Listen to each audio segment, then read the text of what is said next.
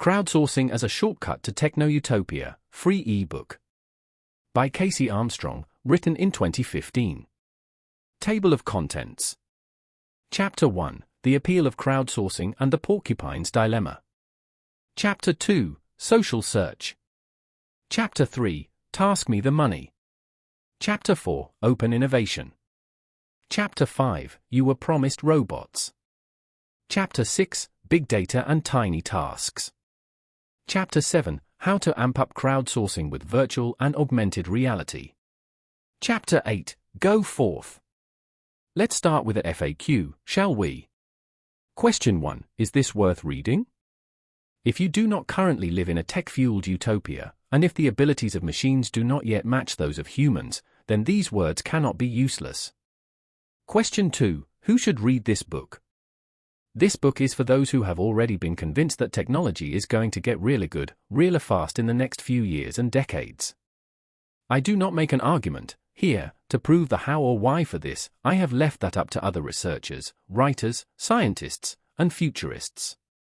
If you're looking for a quick intro to this topic, however, I can recommend reading the Wikipedia article on the technological singularity.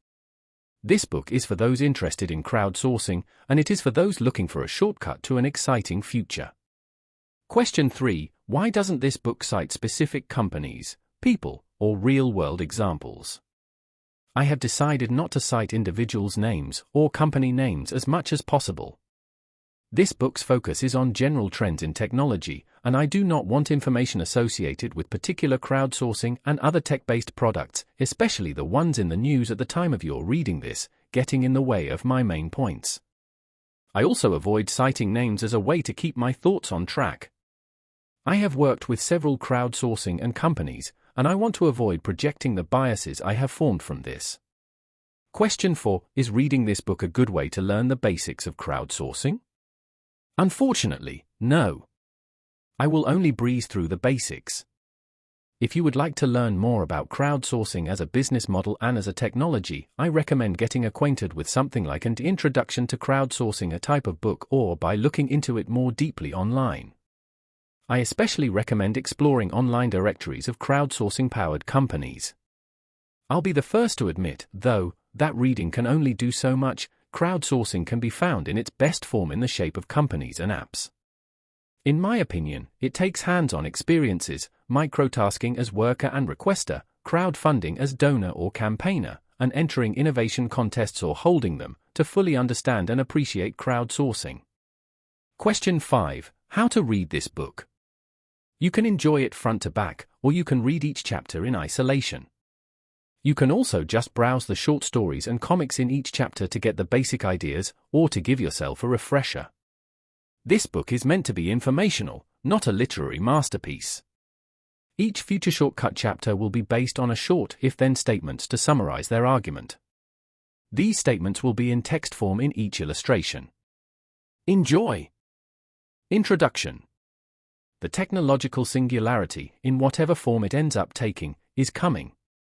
Artificial intelligence will become very useful if it does not match, then surpass, human intelligence. Robotics, nano and otherwise, will become a popular option for manipulating the physical world around us. Biology will become an information science, and that means it will become something that can be designed and manipulated by technology. Both virtual reality and augmented reality will get so good that they will compete with the real thing, i.e., reality, in our hearts and minds. These things are not really disputed. However, the big disputes tend to center around when they will happen. Decades versus centuries is the popular debate. Moreover, many people are excited, and many others scared, to see these things come to fruition. They think this stuff will be key in ushering in a technological singularity. But it's exactly here that I want to pause, because, in my opinion, this is a story that needs to be set straight before it continues. What we talk about versus what we want. It's easy to get caught up in the technological singularity debate, but when we think about the technologies involved, do we even know what our own wild imaginations are doing? I'd like to suggest that maybe we don't. When a nanorobot swarm that can turn itself into a sandwich that can also read our thoughts, reprogram itself into an exact copy of our brain, a human baby, a chicken, or an alligator, and all levitate, are we even thinking about progress, purpose, or capability anymore? Or are we just in a Lewis Carroll-style fantasyland where we no longer know up from down? So, as you may see from this question, going by its more strict definition, that technological singularity is not something we can rationally discuss. Indeed, the only way we can understand it as a phenomenon at all is as something that could be more accurately described as an absurdularity, a scenario where technology gets so ahead of our understanding that it will literally stop having meaning to us. See footnote. This is why I try not to get caught up in, or even really aim my hopes toward a techno-singularity. And I don't think other people are that interested in this direct march into madness either. I think that when we talk about this singularity, we actually mean something else. The absurdularity versus 24/7 happy place.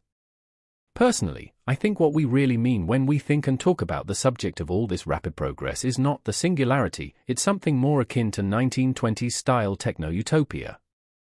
In other words, I think most people are interested in making the world a 24/7 party happy place, and they're seeing that technology might be the best thing to get us there. I think most people are interested in questions like this. When can we solve hunger, want, and need for everyone? When can we no longer work but still be consumers, i.e., not face destitution? When can we boost our fun times with technology? When can we cure diseases? When can we stop or reverse aging? Furthermore, I think we can all agree that even if we are not in a hurry to reach that absurdularity, we are, and ought to be, in a hurry to reach Techno-Utopia. Luckily, there is a shortcut. So, when you're in a hurry, it's always nice to find a shortcut, right? Well, you will be pleased to know that there is one. It has been hiding in plain sight since 2005, or earlier. Where? The answer is in an underappreciated field of web-based technology called crowdsourcing. What is crowdsourcing? Crowdsourcing is the outsourcing of a workflow to a crowd of people, as opposed to individuals or teams of people, usually over the internet. Since I mention it so often, I will use CS as an abbreviation of crowdsourcing throughout this book. CS can be best understood by looking at four of its specific applications. 1. Microtasking, splitting a large project into smaller uniform tasks to be worked on, tasks usually taking up to a few minutes to complete. The workers are usually paid with cash or other benefits, or they are volunteers. 2. Crowdfunding, funding a project via several contributors online, often using time limits and/or a funding goal to add pressure and a sense of urgency. 3. Open innovation, innovation sought after using a contest or open call for ideas. This often involves a cash reward. 4. Social search, searching for an answer via a search engine that relies, at least in some way, on a crowd of people to provide the answers. This book will take a look at how this four-piece toolkit can help us reach Tech-Utopia dramatically faster. CS tools are in a unique position. With social search, microtasking, crowdfunding, open innovation, telepresence technologies, and task routing methodologies, we can ramp up the latest most promising technologies including big data, robotics, and VR and AR, all tools which will, if empowered by us, change the world.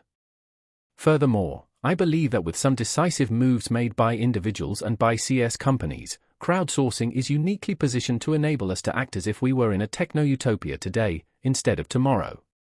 But first, let's take a look at the appeal of CS in the next chapter to understand why it has been successful so far. Footnote. Where how and why examples of how a technological singularity would mean an end to meaning. 1. The world without white lies, with ultra-sensitive sensors, our every eye twitch, our every movement, our every pattern of action will betray our true feelings. How will we get along with our fellow man without white lies? Don't we kinda need those? 2. The need to reproduce, and how we go about doing it, will be questioned once we are able to design our biology and clone and alter ourselves. The very will of our species will lose its role as a guiding principle for the allocation of effort and as a fuel for progress. 3. Individuality itself may disappear as our minds find more ways to link to one another, eventually forming a hive mind of Borgs, half machine, half human. Chapter 1: The Appeal of Crowdsourcing and the Porcupine's Dilemma. Is there anything as tricky, uncertain, or at times difficult as working with our fellow man? Experience says no. Even for the most people savvy among us, it's one of the most complex and emotionally taxing aspects of life. Yet, we also know, from experience, that our social connections and social interaction are the most pleasurable and valuable things we can ever have. Not only have we evolved to be social animals who see social interaction as having value as a thing in itself, but the practical advantages of cooperating with others are undeniably enormous. So, obviously, this is a problem. A prickly insight. A famous German philosopher from the 1800s, Arthur Schopenhauer, paints the picture perfectly with his parable, The Porcupine Dilemma. Here is that story. It goes. A number of porcupines huddled together for warmth on a cold day in winter, but as they began to prick one another with their quills, they were obliged to disperse. However, the cold drove them together again, when just the same thing happened. At last, after many turns of huddling and dispersing, they discovered that they would be best off by remaining at a little distance from one another. In the same way, the need of society drives the human porcupines together, only to be mutually repelled by the many prickly and disagreeable qualities of their nature. The moderate distance, which they at last discover to be the only tolerable condition of intercourse, is the code of politeness and fine manners, and those who transgress it are roughly told, in the English phrase, to keep their distance. By this arrangement, the mutual need of warmth is only very moderately satisfied, but then people do not get pricked. Parerga und Paralipomena, Volume 2, Chapter 31, Section 396. Behold, the lesson to be learned from this, jaded though it may be, is the key to understanding the value of the internet-based phenomena, which is crowdsourcing. Furthermore, to understand the success of crowdsourcing, we have to recognize that it is a response to, and a solution to, the porcupine dilemma. How does CS solve the porcupine dilemma? In short, two ways. 1. It gives you the benefit of working and interacting with others, while also giving you protection from the uncomfortable and awkward bits via a digital intermediary, a platform. 2. It proposes and legitimizes work-related social contracts automatically without requiring direct negotiation or communication. Note: the rest of Chapter 1 is intended for readers who want to continue to examine the social psychology of crowdsourcing. If you would rather skip ahead to the more futuristic stuff, Chapters 2 to 8, feel free. The table of contents is at the bottom of this article. You can observe points 1 and 2, above, best by looking at each subcategory of crowdsourcing, crowdfunding, social search, open innovation, and microtasking. Let's start with crowdfunding. Here's the porcupine problem for crowdfunding.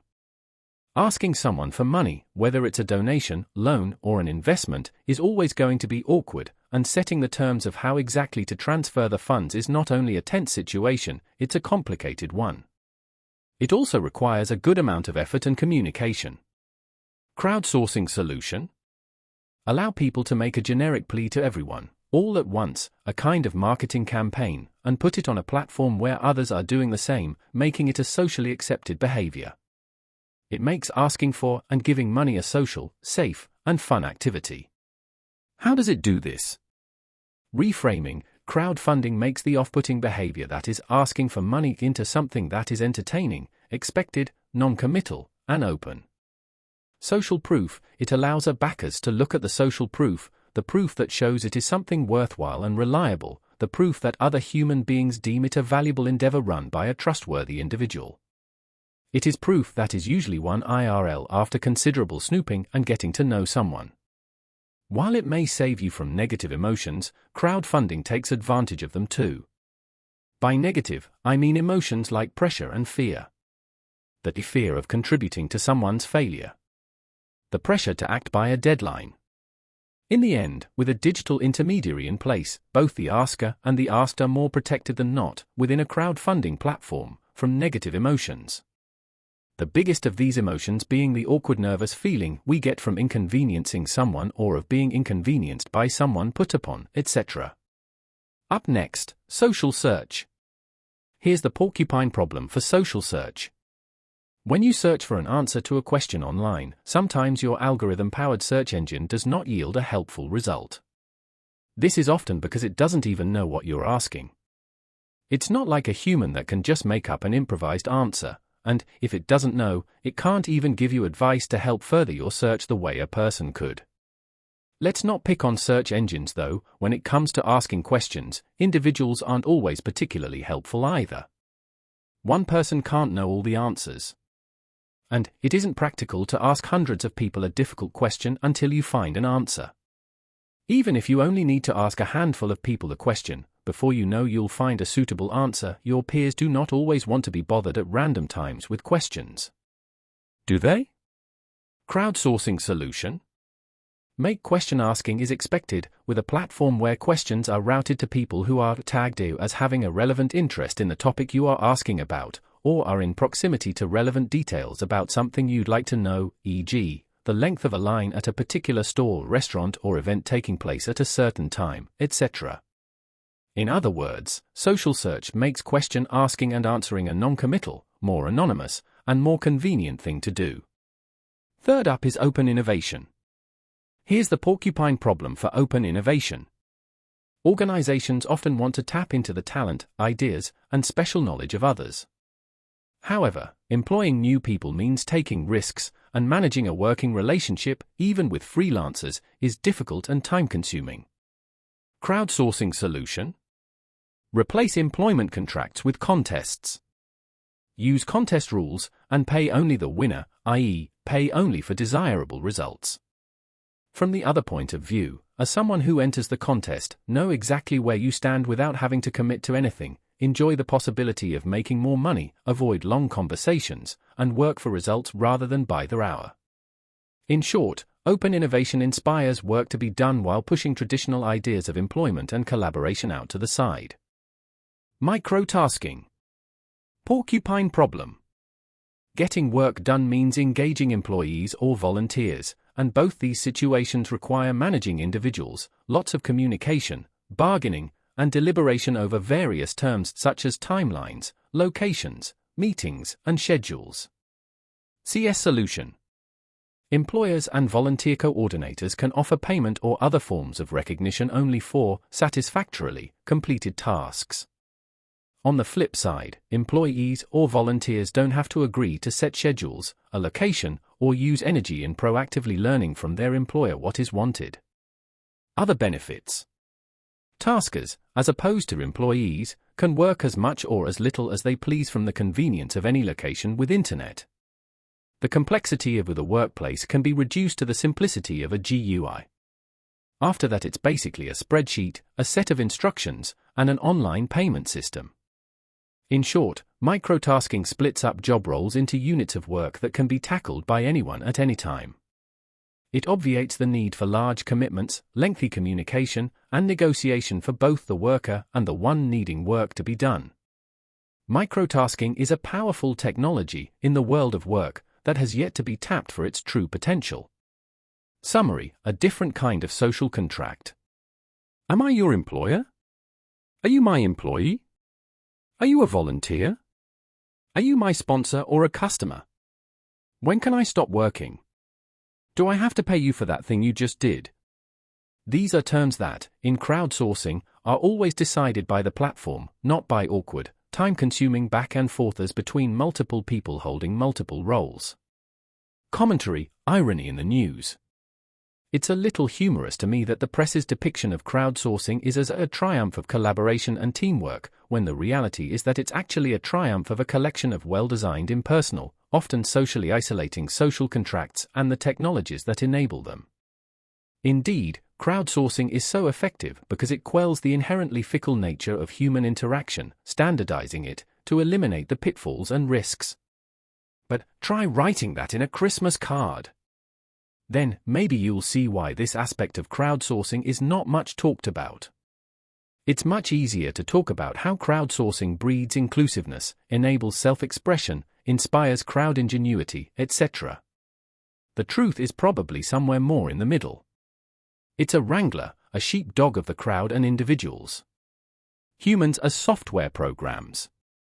Many have used a metaphor for crowdsourcing, especially in the form of microtasking, that paints it as treating people like software programs with human capabilities. After all, programming is all about breaking up work into smaller parts and steps, and CS does the same. It's a natural connection to make. In the end, treating people like software is a good thing, but not for the happiest of reasons, i.e., it makes unreliable people reliable by treating them as disposable cogs in a workflow. Nevertheless, doing this gets rid of the potential for guilt, fear, a sense of obligation, and lying, often involved in employment situations, in the process. The warm and fuzzy of crowdsourcing, though. It's a mistake to think that crowdsourcing is all about mitigating humanity's disappointing side and its foibles. There is a good reason to think of crowdsourcing in a positive light. The warm and fuzzy side of it is that CS does assume the truth, that most people are good and have good intentions, that more people than we might assume are capable of contributing, i.e., it's open and inclusive, and that we all want the same thing in the end, i.e., to get things done and be rewarded for it.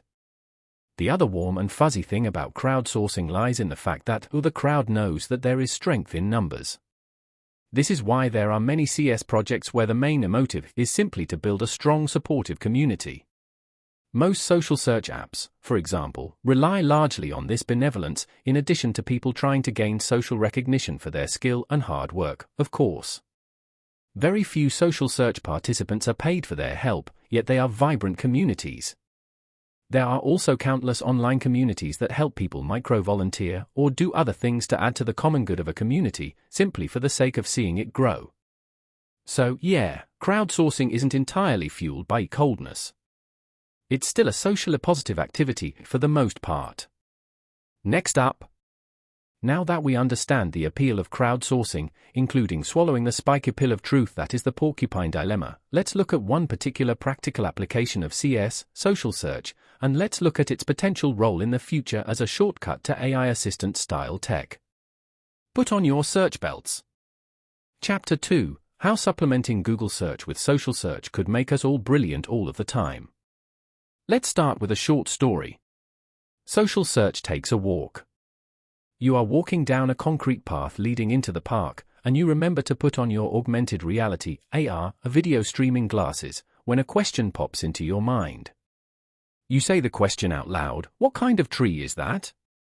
Immediately an image of a smiling woman pops into the corner of your glasses AR interface. It's a profile picture, and under it is a text field which says, "Sarah, Botany Geek."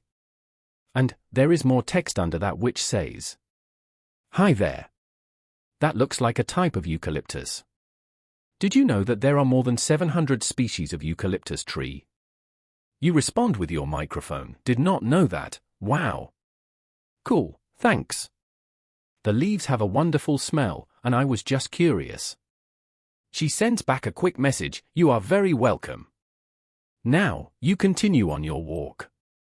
After a few minutes of walking, you notice your stomach grumble, and you are considering asking this social search app on your glasses to recommend a good vegan BBQ sandwich in your area, hoping that someone is active on the network that had one.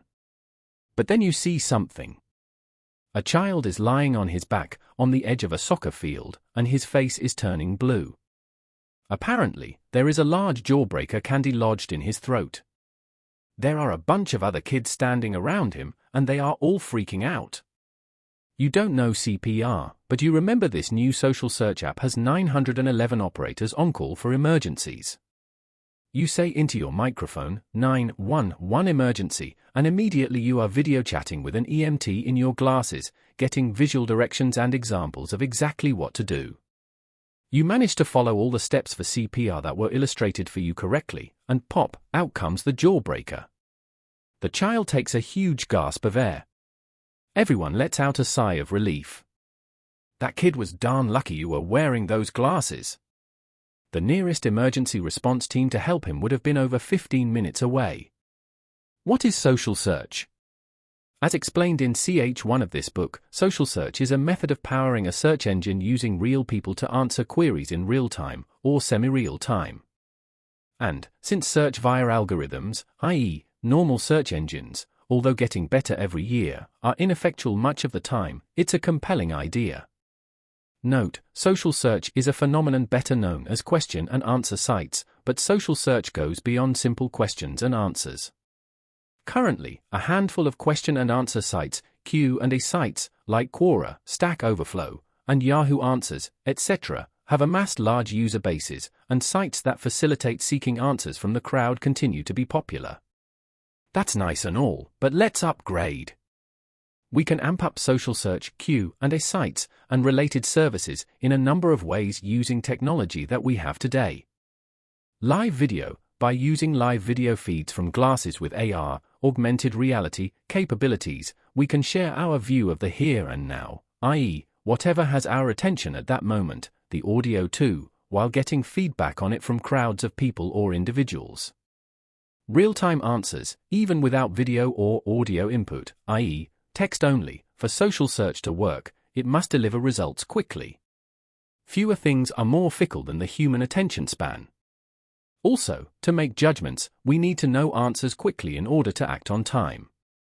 By making a social search engine that can guarantee quick answers from real human beings, we could have a really powerful tool on our hands.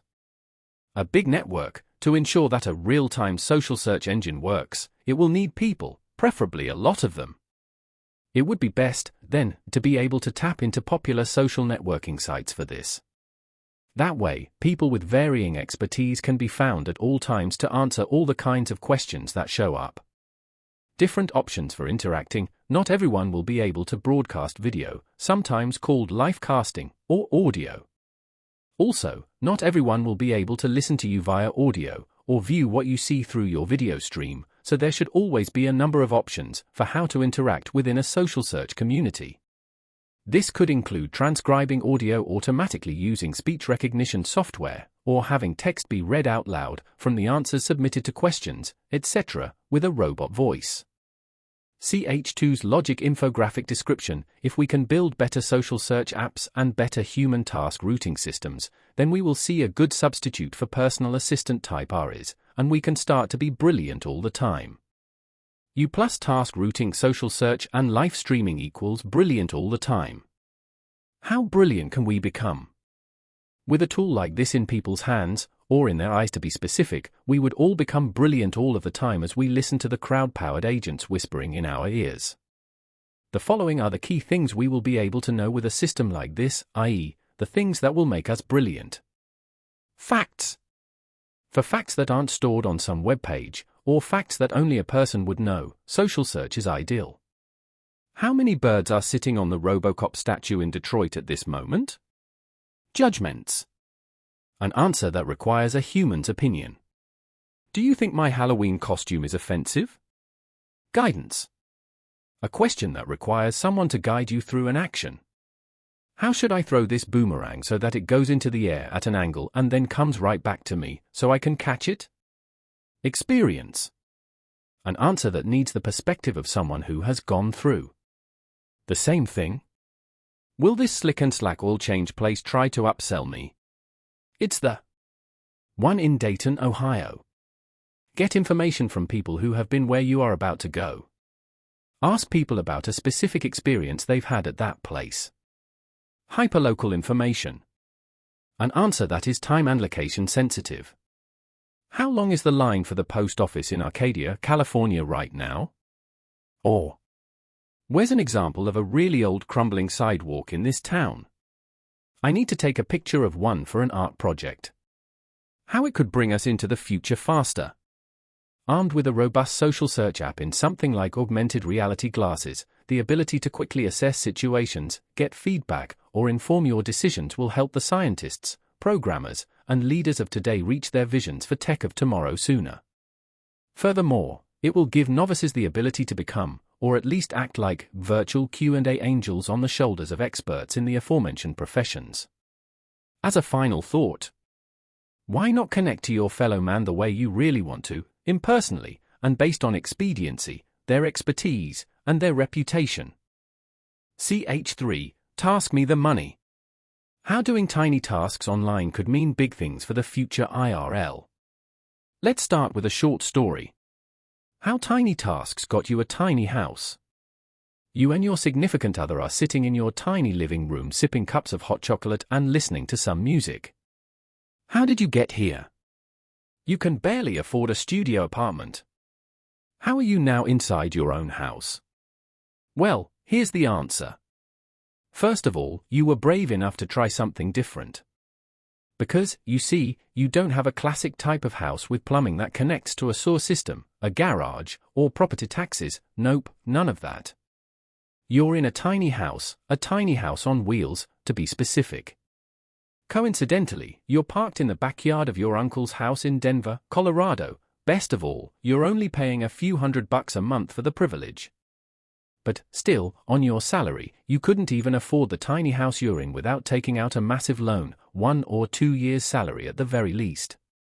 Furthermore, if you had tried to build the tiny house yourself, it still would have cost you tens of thousands of dollars, not to mention it taking you years to complete. That's where you remember how you raised the money. It was on a website called TickleMyTinyHouse.com. How the money was raised was special. It wasn't crowdfunding. Besides, that wouldn't have worked. Your social group could not have afforded to donate that much cash to your tiny house even if they had wanted to. The people in your social group helped you another way, and they donated something else, their time.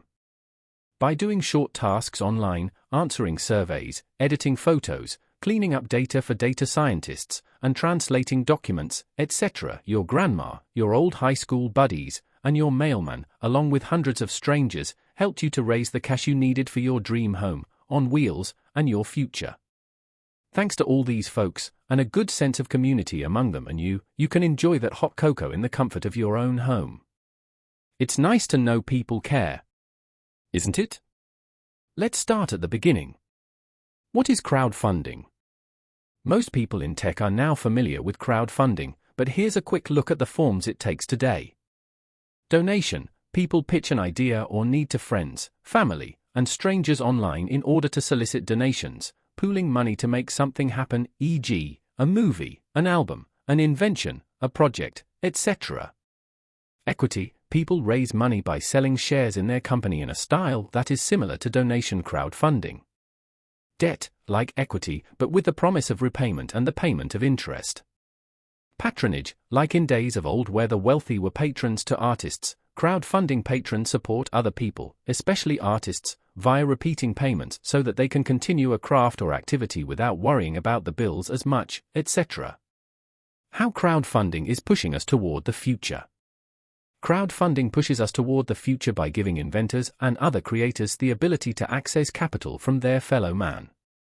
Prior to crowdfunding, asking for money was done in a much more formal way, and the funds came from less distributed sources, i.e., rich people. So, now, creatives have more opportunities in general, and, for humanity, that has meant more innovation and innovation at a faster pace. Remember, too, crowdfunding has been around for around 10 years, and, already, many movements that will shape our future, such as the virtual reality movement, smartwatches, and affordable 3D printers, have been spawned because of it. Crowdfunding will continue to evolve, and it will continue to push the future forward by enabling thinkers, turning them into doers. What microtasking could do for crowdfunding, tasking for donation and equity. What people, and crowdfunding companies, don't seem to realize is that you don't actually need to have money to crowdfund.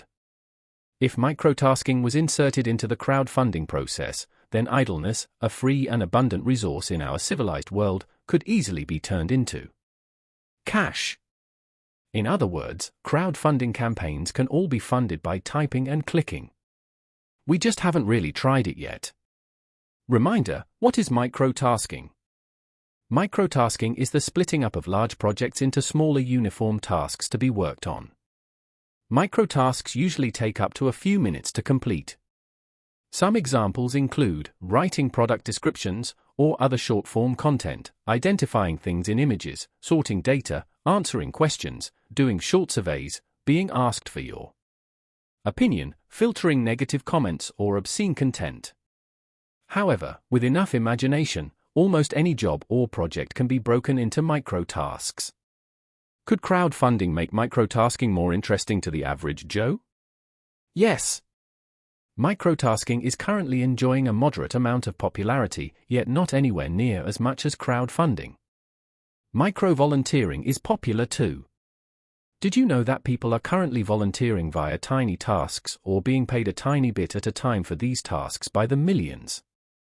Now, think about this: if you took it out of the context of just volunteering directly for a non-profit or making money directly for yourself and, instead, introduced the idea to people as a means to raise money for things they cared about, it's possible they would become a lot more interested in this whole tasking businesses. Imagine, for example, if microtasking was an option for fundraising during a presidential election. People would be highly motivated to task on the behalf of their favorite candidate. Similarly, people would be highly motivated to task if the cash benefit was going towards something like a young nephew's college fund, or a close friend's wedding costs, or, more importantly, perhaps, even to a down payment on someone's first home, etc. These kinds of emotional, high-stakes situations would be a lot more motivating, especially when compared to the drudgery of typing, pointing, and clicking all night long just so you could earn yourself enough money to buy a sandwich. Tasker becomes requester. Furthermore, introducing this concept to people for the first time, and getting more people interested in marketplaces for microtasking will get more average Joes thinking about using it for themselves, for requesting tasks. Unlike large corporations or tech companies, people's microtask requests would probably be relatively simple, such as asking for help finding the cheapest price for something in their area, or requesting a unique pie recipe, or researching something important to them like the pros and cons of different career training programs, etc. People could also ask for slightly larger tasks like editing a photo, writing something for them, or even making a song. It could be pretty flexible. How this all leads us to a tech-utopia.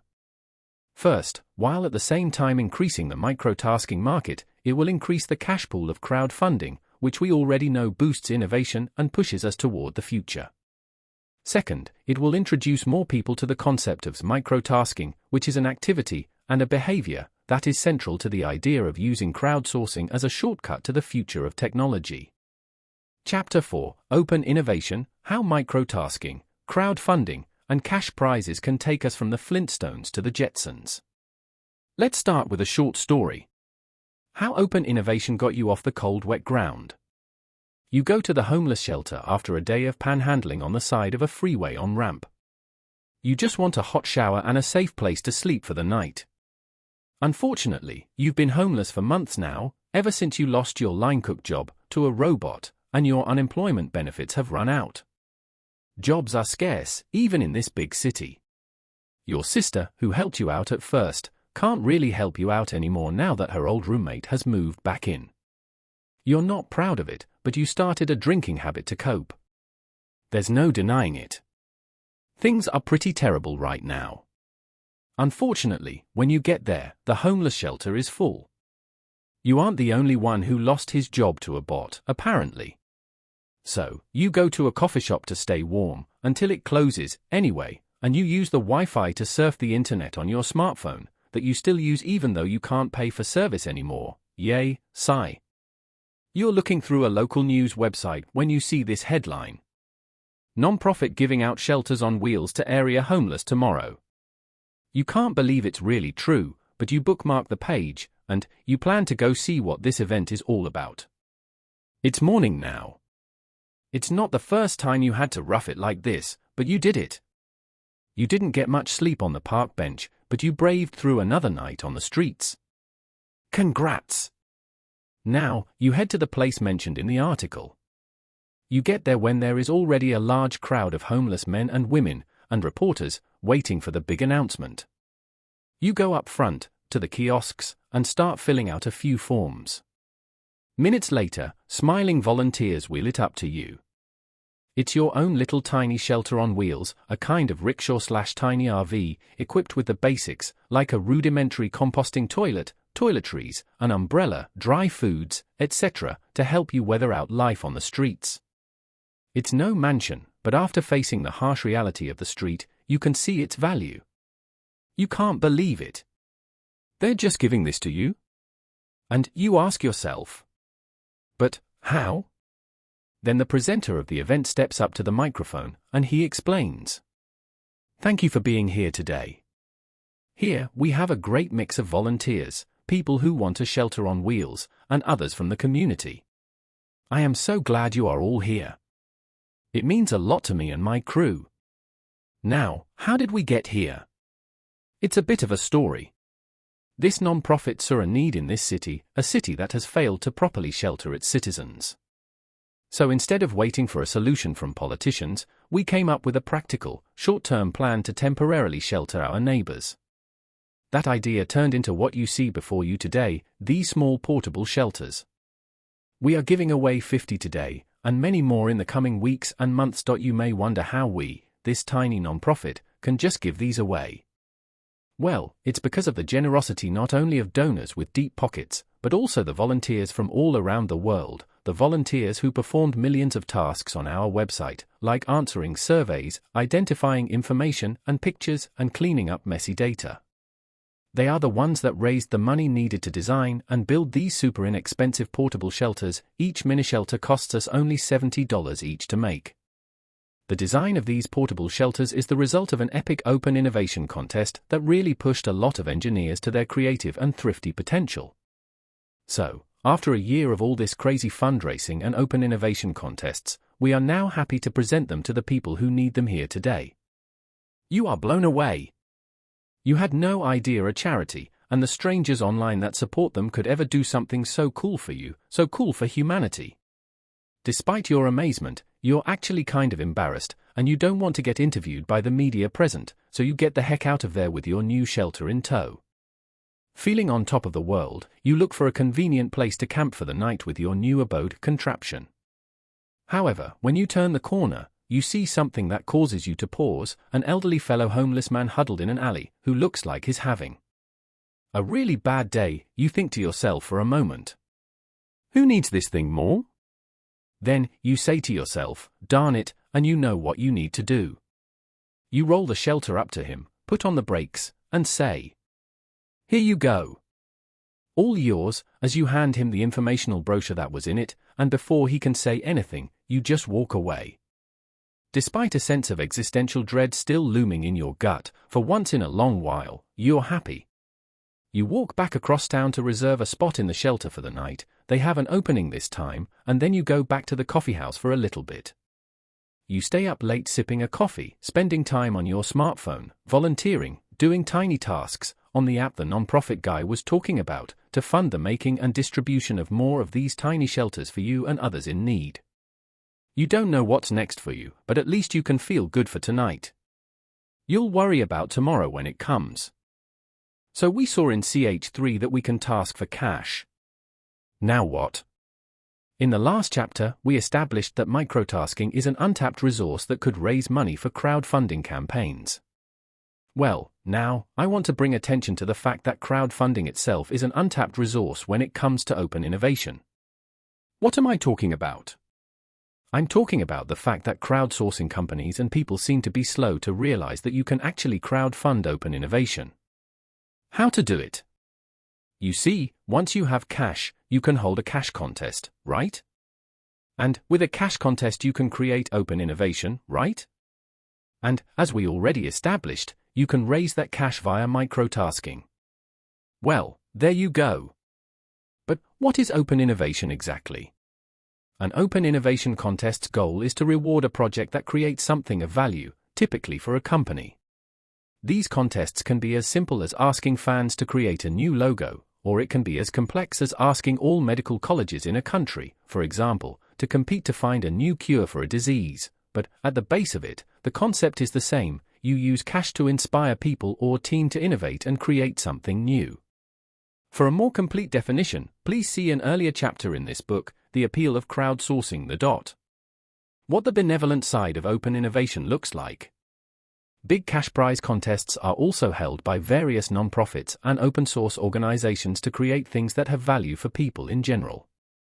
These contests are for things related to solving diseases, fighting homelessness, finding crisis solutions, fight poverty, create useful or fun-free software, etc.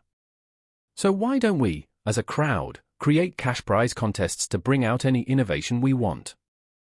Good question. I'm glad I asked myself that while writing this chapter just now. If we can microtask to create cash, and we can use crowdfunding to pool that cash, why can't we microtask to raise cash for an open innovation contest? Just think of it. We could raise money to create a contest to make the world's most affordable bicycle, or we could hold a contest for a study to redesign all the signs in your neighborhood to reduce traffic tickets, or maybe just designing a safer playground at your kid's school would be nice, yes? What about building utopia? Making your neighborhood a better place to live through innovation, or designing something that makes many people around the world happy is one thing, and innovating toward a full-on utopia is another. So, here's how you make that leap. A good start toward utopia would be to innovate open-source tools that allow individuals more self-sufficiency, i.e., not be so dependent on an income from a job or from the services of others, etc. In other words, innovations that would help people deal with the scarcity of resources they face in their everyday lives. What would that look like? Here are some practical areas I see something like this happening. Tiny houses. Hold a contest to build the least expensive tiny house on wheels. Free people from their crushingly high rent and mortgages. Meal replacements. Hold a contest to create the world's most convenient, cheap, nutritious meal in powdered drink form. 3D printing. Hold a contest to make the world's most affordable, yet effective, 3D printer that can actually print useful things. Quantified self and tricorders. Use cash to build an open-source diagnostic tool with lots of sensors for medical diagnosis. This is currently in the works, being done by a well-funded nonprofit, but there should be more contests of this nature. Virtual assistants. Our best virtual assistants are coming from some of the largest for-profit companies. Why not have a good open-source assistant for things like saving money or other things that help people get out of poverty, fixing home appliances, applying for college financial aid, etc. Basic income. We could help the basic income movement. Please search the internet for the basic income if you are not familiar with it, by funding lotteries for random people to have their basic income taken care of for a year. To tie two topics together, you could also raise $15,000 for a basic income for an individual that wants to do open source work. Open source projects like these are needed today, so what are we waiting for? Were you hoping for something a little more futuristic? Well, it doesn't take much of a stretch of the imagination to see that the same thing could apply to transhumanist projects like body hacking, nanorobotics, science projects, research, or even AI projects with lofty goals. I chose to focus on more practical ideas because I believe that people need the basics to combat scarcity before they can all join in the innovation game full swing. Chapter 5. You were promised robots. How crowdsourcing can deliver on that promise, today, not tomorrow. Let's start with short story. Soup cans, chorebots, and not having to get up from the couch. You get home after an afternoon of volunteering at the soup kitchen. You were the volunteer coordinator. To the surprise of everyone, today, something unsettling happened with one of your volunteer-controlled telepresence robots, the one whose job it was to check the dates of canned food donations and sort them on the shelves. So, here's what happened. Apparently, the volunteer who was supposed to be controlling your robot fell asleep. He had been up late studying for a test the night before. Then, his 8-year-old brother thought it would be hilarious to take over and throw a can of cranberry sauce right through one of the windows. Yes, it was while people were eating. In short, the day was kind of a mess. You also almost ran out of food at one point, and a fight almost broke out between two people in line. Anyways, you're done now, and you just want to enjoy being home and start relaxing. You sit down in your recliner, and you ask your home telepresence robot to fetch you a bottle of sparkling juice from your fridge. It takes a few seconds, but then your robot speaks, "Bob, who will do this for 5 cents?" and you say, "Okay." A man's face pops up on the screen of your robot, and he looks around, with the robot's camera, for your kitchen. He finds it, and he goes to bring you your drink. It takes him a whole 3 minutes, and he scares your cat out of the room by bumping into a bar stool. It's a little noisy and unsettling, but hey, at least you didn't have to get up. Drink in hand, you now watch some TV, and you suddenly remember that your husband's coming home soon, and he needs to get to bed shortly after. You ask your robot, this time, to make the bed. You get quoted $2, and it estimates it will take at least 20 minutes. You agree to that, and you find out it's Cheryl that will do this task this time because she has a high ranking for bedmaking in the system. Her face then pops up on the screen, and off she goes. You think to yourself, man, it's a good time to be alive. Thanks, Cheryl.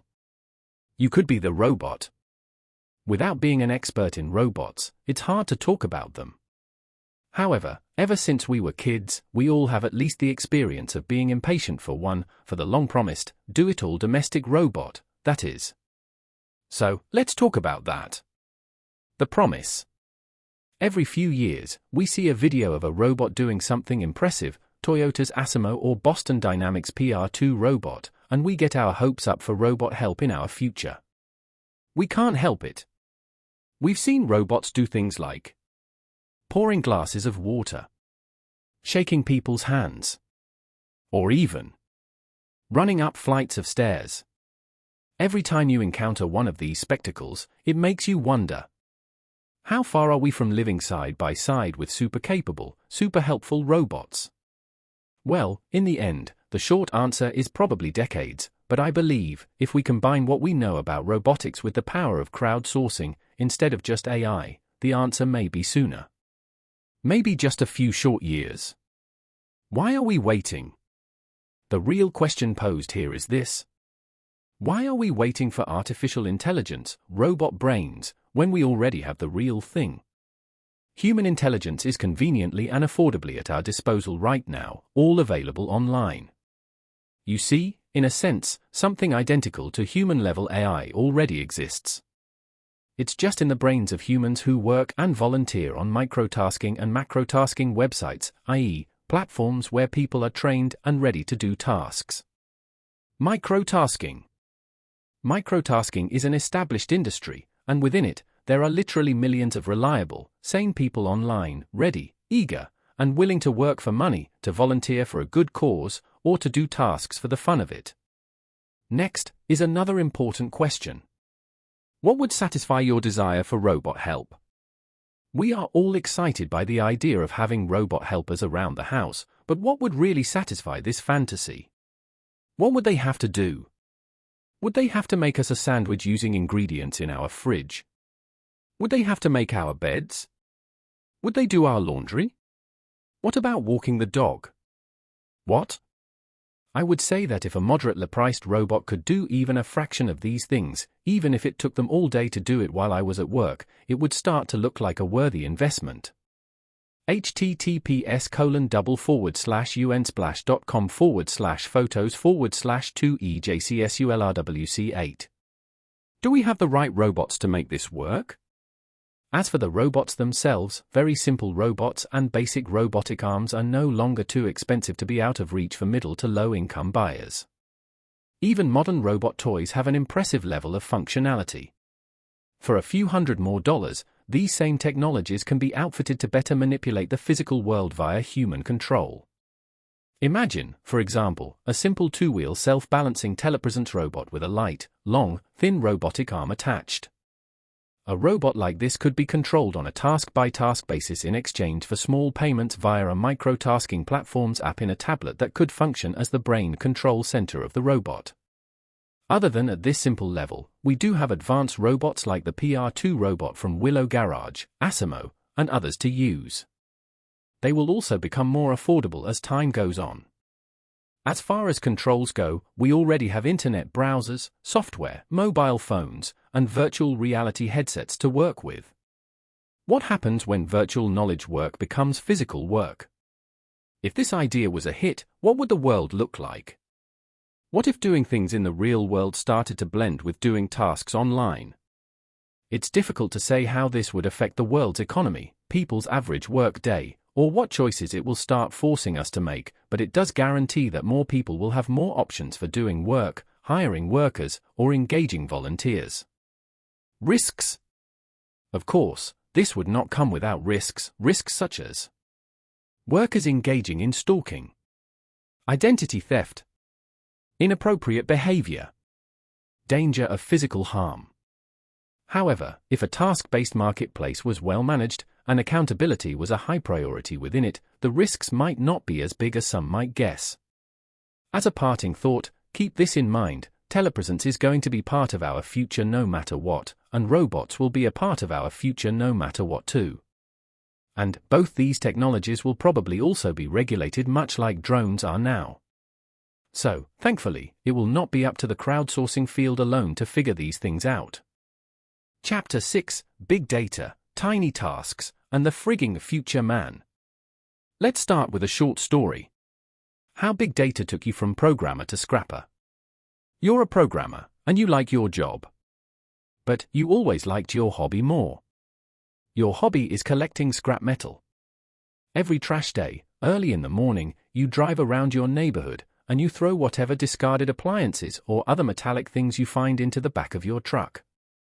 Then you take it all home, disassemble the stuff, and separate the different metals: copper, brass, aluminum, motors, etc. And then you turn them into a scrap metal yard for the dollar. Ching.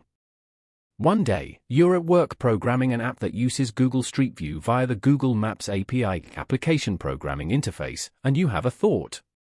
What if you could somehow get all the visual data you need to scrap effectively, i.e., a view like Google Street View, but have it show exactly what's on your neighbor's curbs on trash day in, close to, real time? That would make you an incredible scrapper. Then, you realize, even if you could do that by using a car with a sophisticated camera rig like Google's, and by paying someone to drive quickly around your neighborhood, you'd still have to manually look through all the images, which would take you all day.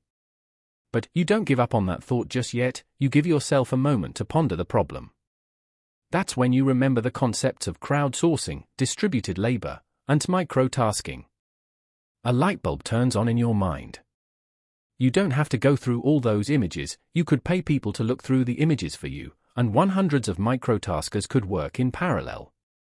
That means, within a few hours or even minutes at the beginning of trash day, you could start generating an exact map that leads only to the places where there is scrap metal to find. Then, you just have to drive along the route and follow the map, never going anywhere there isn't evidence of good scrap. Over time, too, you might not even need to send out the camera mobile each time, you could just use predictive algorithms instead.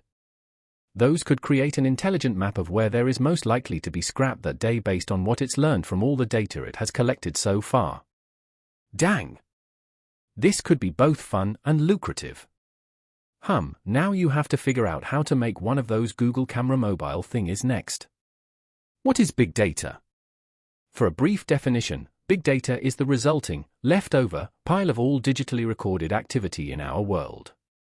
In other words, it's all that stored information that we don't always think about. This data is in the form of social media posts, text, dates and times, numbers, video footage and audio, pictures, factoids. It's all stuff that needs to be sorted so that it can give us information to help us with fact-based decision-making. We use big data in a number of interesting ways.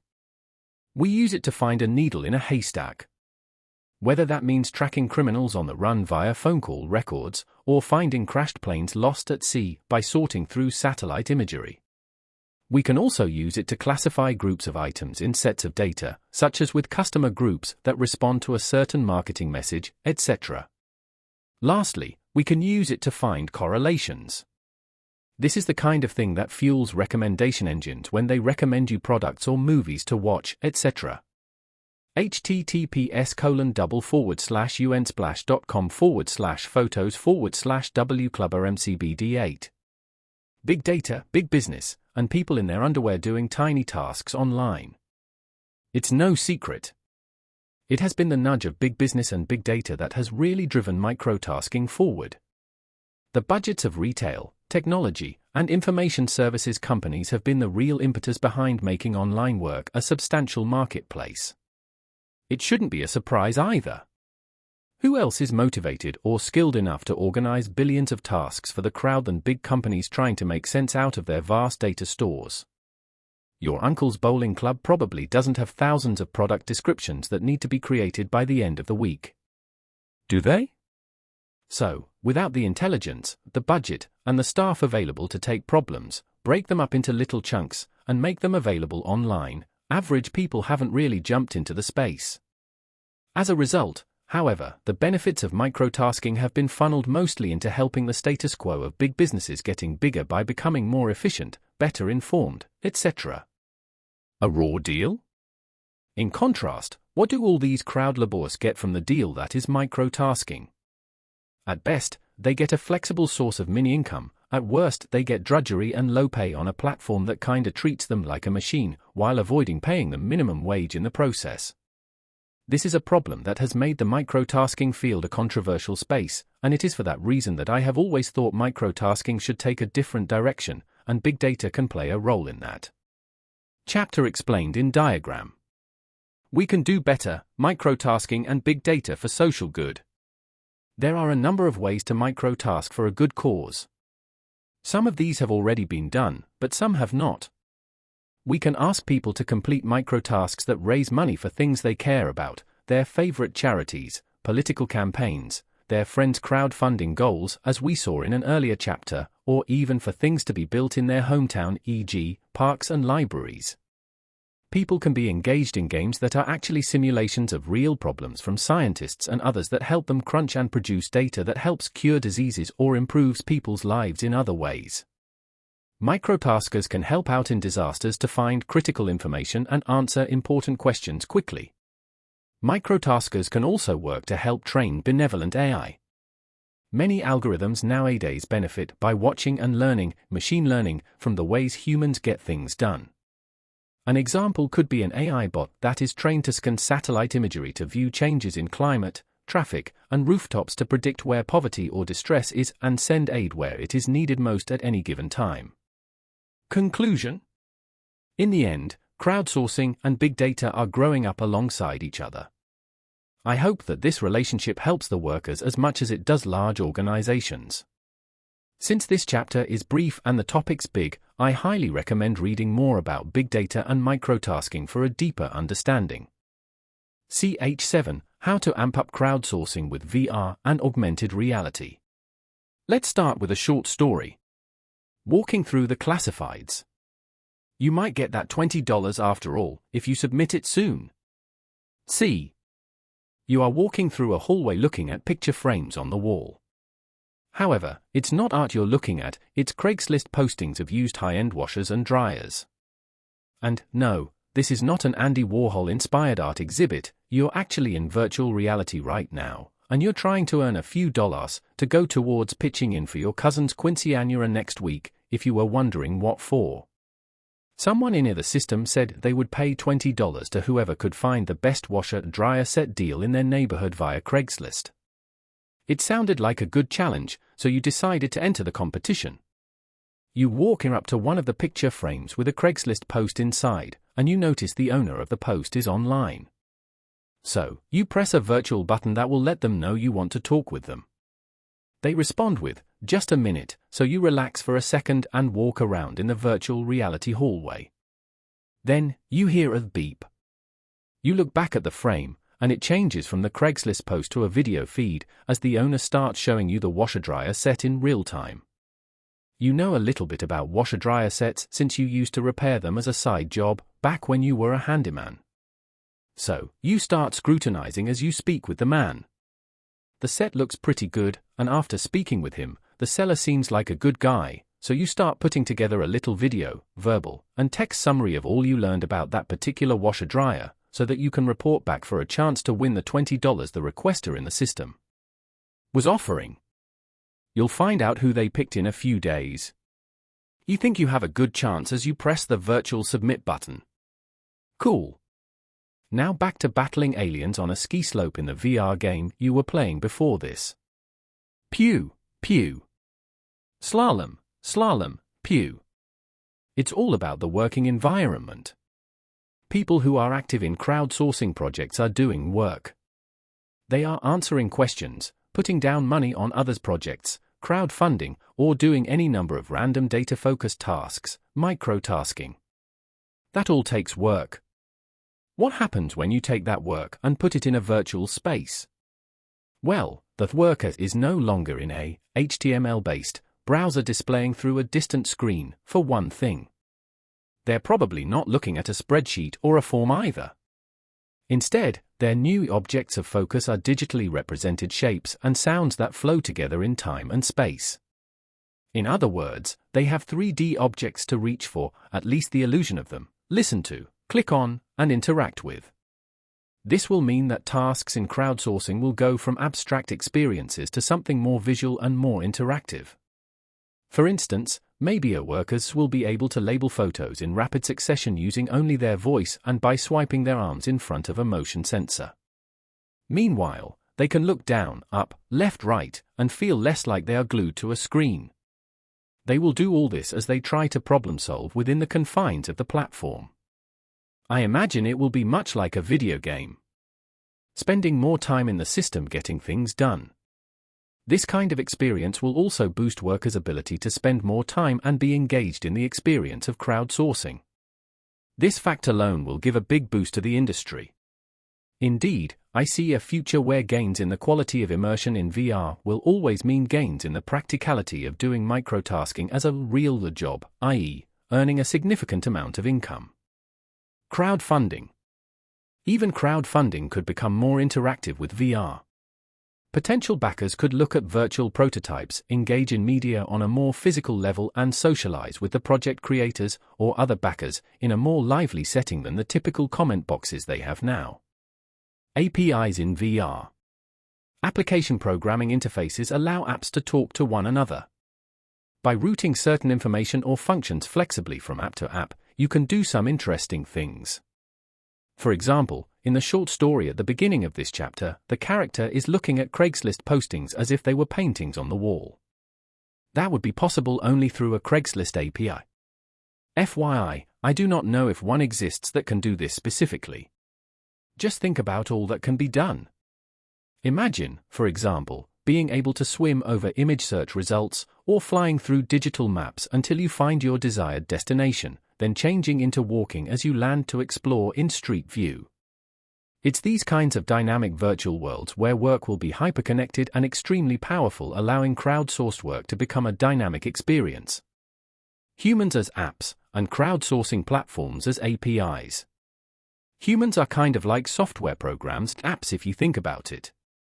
They are active agents that get work done according to how they process incoming data. Now, if you apply that thought to crowdsourcing, you can see the human beings in such a system as just more programs being plugged in via their APIs, which would be an immersive graphical user interface or GUI in VR. So, from the worker's perspective, you, like an app, can be your on-demand plugging yourself in or unplugging yourself whenever you want. The system just got physical. Add human-controlled robots to this equation, as we discussed in a previous chapter, and you get VR entering the physical world where real work can be done, even in hazardous places, an advantage of having a robot body. As long as your robot has a good camera and the ability to rotate that camera in real time, VR is an excellent and intuitive medium for controlling a robot body of any kind. How can I take this insight and start now? Ask a friend who has VR goggles, or go to an electronics store and ask for a demo. You won't regret it. VR is awesome. In short, after trying it yourself, you should be able to see the future of task-based online work and volunteering is inside the virtual world, and it looks fun. CS companies. In addition to individuals, I urge all CS companies to start thinking about putting their working or funding environments in VR ASAP. People may not believe it, but it's time to get on board now, not later. Put on a pair of VR goggles, use your imagination, and get to work. Chapter 8. Go Forth. Has this book sparked your interest? If any of this has sparked your interest, and you want to use crowdsourcing to reach a potentially positive future for humanity, here are some steps you can take to now make it happen. Advanced robotics as an always-on workforce. Build a website that allows people to log in and bid for tasks to be completed. Then, buy a telepresence robot, add a robotic arm if you're ambitious, and program it to allow it to be controlled by anyone who passes certain tests that you create. Add a payment system, and now you have a highly capable robot that can do your bidding. Then tell the press about it so that others can copy your system. I did something similar once, a few years ago. I bought a simple telepresence robot to act as an intern for my startup, but the technical details proved to be too great of a challenge for me. I only got it to work for a handful of people. But it was fun all the same.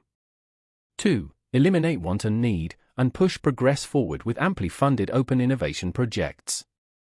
Build a microtasking platform that functions as a crowdfunding platform. Easier said than done, I know, because I tried this too. Then hold open innovation contests with the money you raise. Make it a requirement that all ideas generated on the platform become de facto open source. 3. Using social search to make up for the lack of supersmart AI, i.e., be brilliant all the time. Create a live video streaming service that matches people based on questions, answers, expertise, and interest. It must be our real-time service. Also, work with companies that have smart glasses to create apps that do the same thing. This could potentially still work with smartphones, but it would be much less popular. Useful. 4. Plug in and unplug at will with VR and AR, make flex work the norm. Start microtasking. Use microtasking websites to request tasks and to do tasks. Also, start using VR. Any VR you can get your hands on. Then, once you understand both worlds, ask microtasking companies, write them, to build apps for VR. If you're really ambitious, try building your own service. 5. Give big data a big push to help build better AI faster.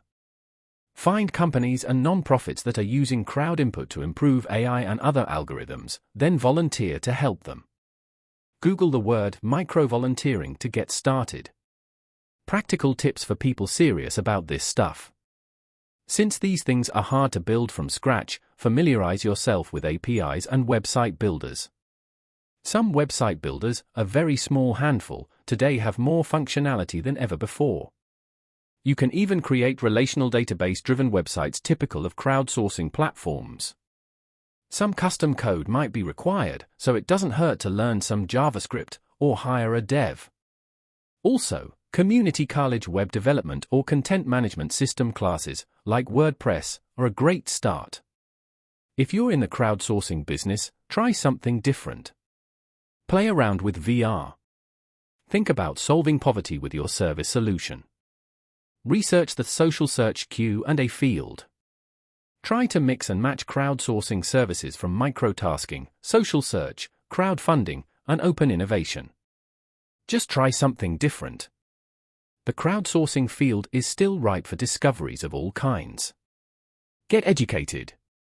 Find a list of current crowdsourcing platforms and resources.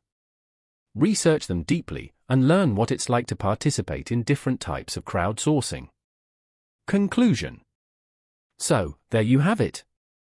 This is my insight into some possible futures from my perspective as a crowdsourcing expert and a futurist. But, wait! Didn't I say this was all leading to the technological singularity? Yep, sure did. Well, okay. Wait then. Here's the connection. Keep in mind, what I've been suggesting and describing can also be thought of as leading up to a kind of hive mind, a collective swarm of intelligence that is strategically buzzing around the internet to solve humanity's problems. But think about the end game of that. It's only a hive mind for a moment. A well-functioning human task routing machine will lead to high-functioning AI very quickly. A strong crowdsourcing community is a problem-solving machine, and it will solve almost any problem. And that means it will also solve the problems of technology at a faster rate. It's all connected, it can't not be. And while that may lead to an absurdularity, as I suggested in the introduction, at least a human-powered one might be preferable to a robot takeover. Before that though, cheers! Here's to Techno-Utopia.